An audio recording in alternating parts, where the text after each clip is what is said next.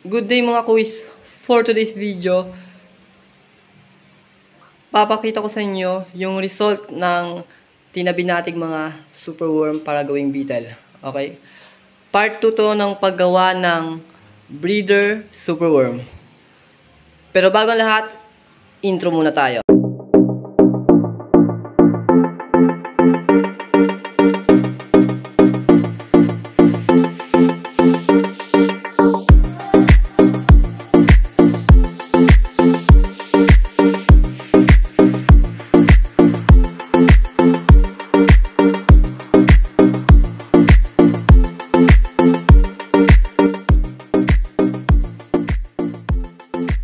So, ito yung tinabi nating bin. Okay, check natin.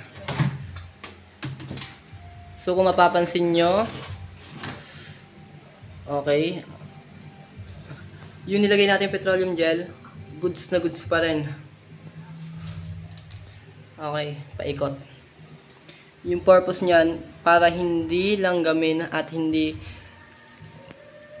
pasukin na kung ano-ano yung ating pinapabitel. So, ayun, kung mapapansin natin, mukhang may mga hindi nag-success at mukhang may mga nag-success naman. So, pasensya na sa ingay, hindi ko na masyadong i-edit to kasi anong oras na rin. So, ayun, aayusin lang natin to.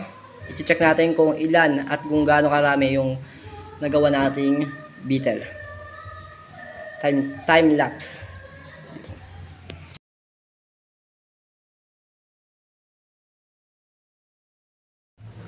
So, yun na nga mga quiz. Nagpatulong na tayo sa partner natin para at least mabilis tayong makapag lipat ng mga tinabi nating breeders. So, itong mga to, nang chinak natin is beetle na. Okay? Meron din mga pupa pa. Okay? So, yung tagal na process ginawa natin is 1 month. Para at least mataas yung percentage na beetle na sila. Mahirap kasi pag pupa pa lang. Okay? Pakita ko sa inyo yung itsura ng pupa. Okay? So, ganito yung itsura ng pupa. Okay? So, ayan. Okay? So, ayan. Pakita ko lang din nyo. Ganyan yung itsura ng pupa. Okay? And then, ganito naman yung beetle na talaga para maging breeders. Okay? So, ito yung nakakapag-produce ng superworm. And then, ito, mga ilang araw pa bago maging breeders. So, almost 4 weeks natin tinabi yung mga ano natin superworm para maging beetle. Okay? Ginawa natin yung ganung katagal para at least pag binuksan natin, beetle na. Almost mataas yung percentage na beetle na. Kasi, pag pupa pa lang kasi, okay, may tendency pa to na langgamin pag tinabi natin. Pero wala tayong magagawa. Almost 4 weeks na sila nakatabi. Kung beetle pa rin, pagsasama-samahin na natin. Pero pag pupa pa, pagsasama-samahin pa rin natin. So, advice ko sa mga magbe-breed, mas magandang i-harvest nyo yung mga tinabi nyo superworm pag beetle na. Para at least pwede niyo na pagsama-samahin at maiwasan na yung ano, yung paglalanggam or something magkakainan. Kasi pag pupa pa, kung sino yung una maging beetle, possible kainin niya yung mga late na maging beetle. Okay? So, ganun lang naman guys. I-harvest na natin yung mga beetle natin para at least makapag-breed na tayo. Game, time lapse.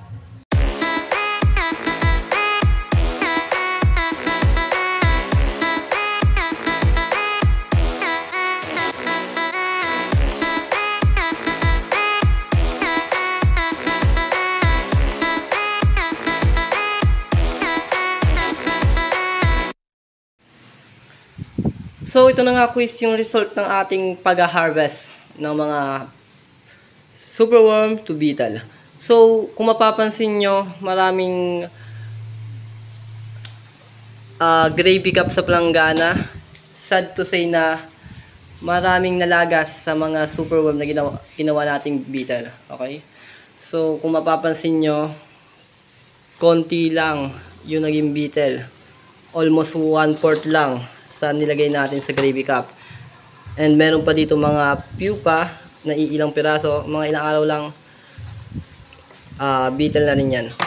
So, kung makikita nyo po dito, isa sa mga sample, okay?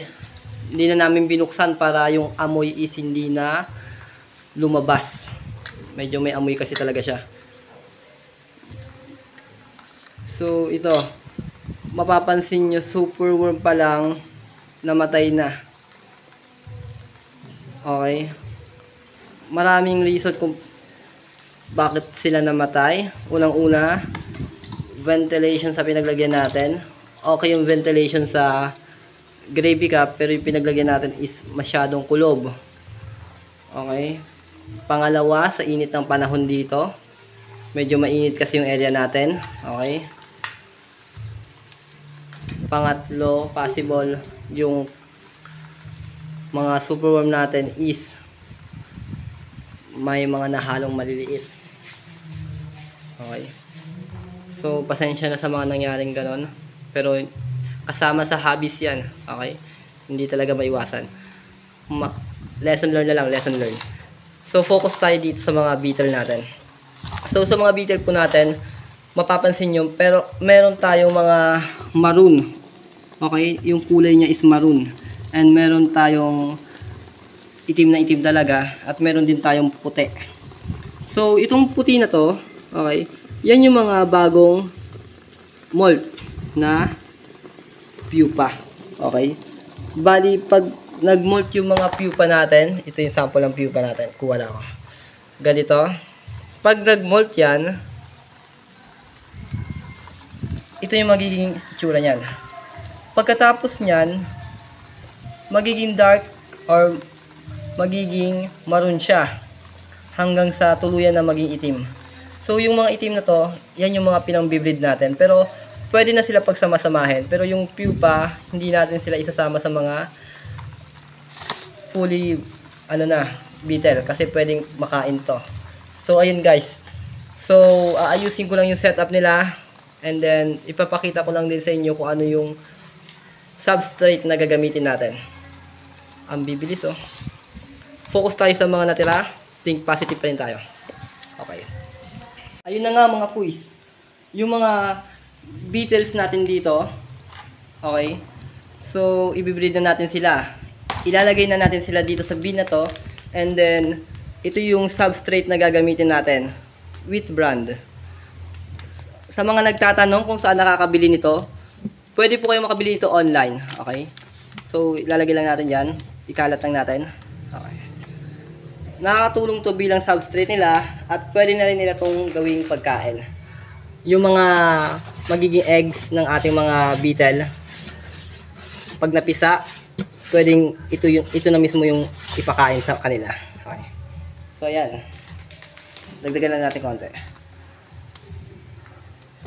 Mabibili nyo to online and then sa Greensec. Okay, Nature Foods. Greensec baka naman. So ayun.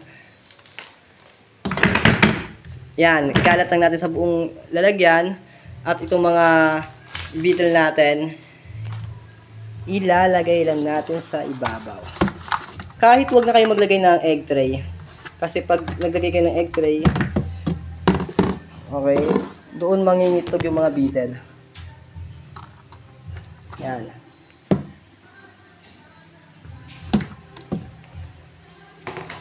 Pagkalagay nga ng mga beetle, lagyan natin sila ng karton na to. Okay. Yung purpose nito, yung mga pagitan niyan, dito sila mangingitlog. Ilagay lang natin sa gitna. Okay. Okay. So, yun nga mga quiz. Maglalagay din tayo ng patungan ng mga pagkain nila. Para yung mga wheat bread natin, hindi gaanong mabasa ng kanilang pagkain. Okay. Para iwas amag na rin. Okay. So, Yun lang mga kuys, ganito kasimpleng setup. Wag nyo nalalagyan nga ng egg tray para hindi sila mangitlog doon. At lalagyan natin ng karton para dyan na mismo sila mangitlog. Okay. Mga 10 days after natin ilipat dito, i-check ulit natin sila kung may progress. Okay. Yan lang naman mga kuys. Sa ganito karaming beetle, I'm sure na makakapag-produce din tayo ng doble or higit pa. I hope na nag-enjoy kayo sa video to. Marami sana kayong natutunan, and then iwasan na lang din yung mga dapat iwasan. Kung may idea kayo kung ano nangyari dun sa mga beetle natin, comment down below, and then tulungan natin yung isa't isa para lahat tayo mag-grow. I hope marami tayong natutunan sa video to. Always tandaan, be happy for being free. Paalam.